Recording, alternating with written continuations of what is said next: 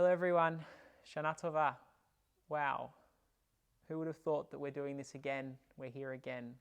Certainly been a challenging and difficult year, and we're going to make the most of it. I certainly didn't think that we would be at this point for Rosh Hashana for our second year in a row. Usually I would share what's inspiring me. I think honestly this year it's probably more fair to talk about what's keeping me afloat. What's helping me get through? What am I holding on to? What's keeping me afloat in these complicated and difficult times? And, like most of you, I'm sure it's things like being conscious of my mental health, so scheduling in time for exercise and making sure that I stay to a good routine, my family, of course, my friends, of course, the sense of community that we all feel, knowing that there's people around who I'm going to bump into semi-regularly, who know, who care, who love, all of those sorts of things.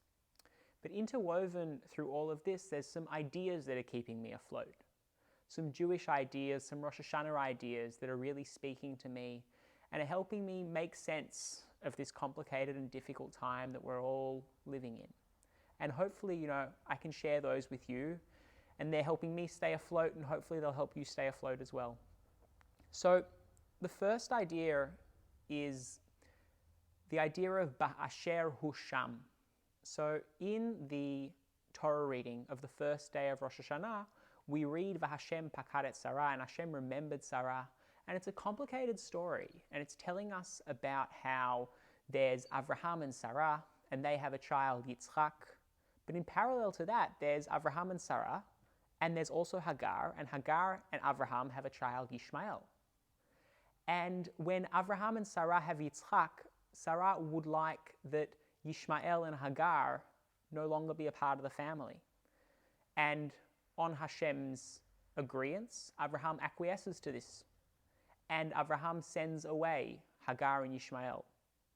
And then Hagar and Yishmael make their way, and they've left Avraham's family, and they've left Avraham's camp, and they're in the desert.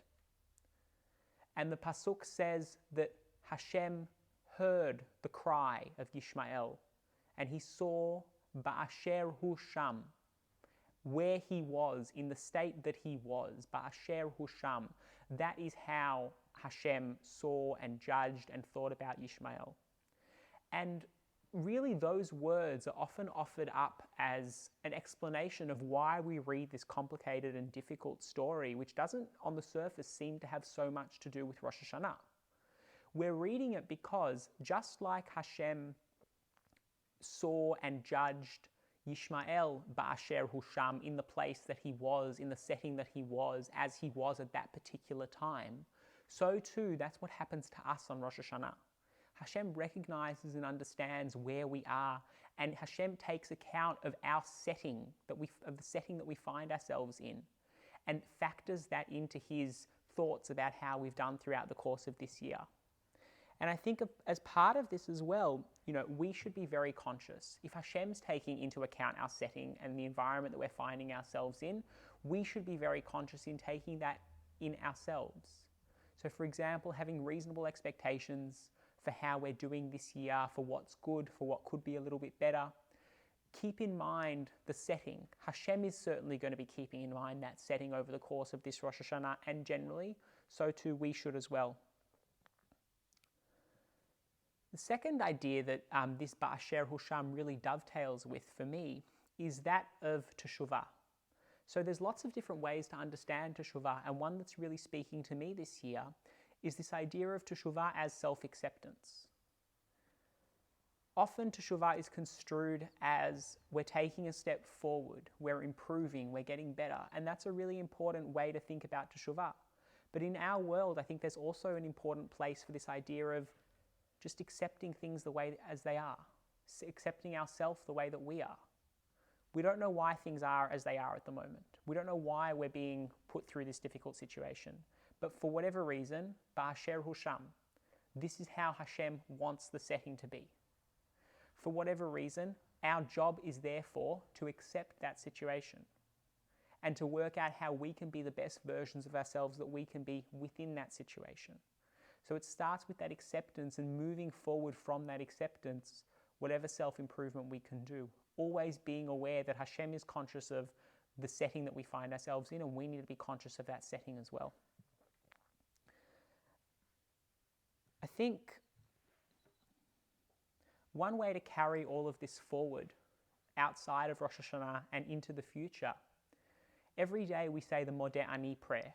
Mudayani, it's a prayer of gratitude to Hashem, where we're saying, Hashem, we're incredibly grateful for another day on this earth. It's the first prayer that we start every single morning with. And Hashem, we're incredibly grateful for another day to do whatever we can in your world. You know, Rosh Hashanah, the themes of Rosh Hashanah force us to come to terms with our own mortality, our own limitations, and the realization that we don't know what the rest of our lives is going to look like. Mudayani, we're very grateful for whatever opportunity we have.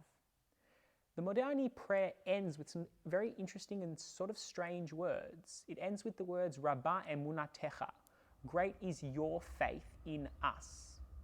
So generally we would think that it's more appropriate to say, great is our faith in you, as in people's faith in God. But instead we're saying, great is God's faith in us.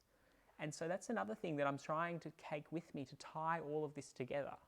God has faith in us. Every day that God gives us on this world, every day that we have other opportunities, God is saying God's faith in us is great, that we will be able to accept whatever's going on, that we'll be able to make the most of whatever's going on. Rabbi emunatecha, great is God's faith with us. And I hope that if we can take these ideas together moving forward, the same way that they're keeping me afloat, I hope that they'll keep you afloat as well. Shana Tova. Hopefully this is the last time we're going to be doing online speeches before Rosh Hashanah. Shana Tova, wishing you all a beautiful, wonderful upcoming year.